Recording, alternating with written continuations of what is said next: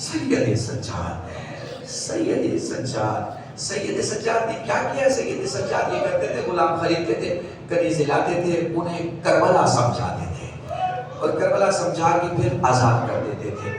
ان کا کام ہوتا تھا کہ جب وہ گھروں میں جاتے تھے تو وہ مسائل پڑھتے تھے۔ یہ تو اب فضائل اور آیتیں اور روایتیں اور نعرے اور داد یہ بھی 170 سال سے یہ شروع ہوا ہے، 170 ایئر سے شروع ہوا، ورنہ مجلس امام حسین کا بالکل یہ مطلب نہیں تھا۔ مجلس امام حسین کا مطلب تو یہ تھا کہ خطیب منبر پہ بیٹھا، وہ خود رو رہا ہو اور اس کو دیکھ کے سننے والا رو رہا ہو، سوائے اس کے مجلس کا کوئی مطلب ہی نہیں ہے۔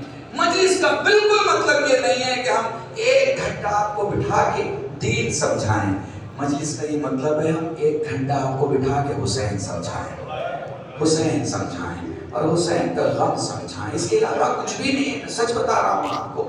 یقین جانو، مجھ سے لوگ کہتے ہیں اولاد نہیں ہو رہی، مجھ سے لوگ کہتے ہیں قرض بہت ہے، مجھ سے لوگ کہتے ہیں پریشانی ہے، دعا قبول نہیں ہو رہی۔ ایک فرش سا بچھا لے، ویسے رو جیسے سجاد چاہتا ہے۔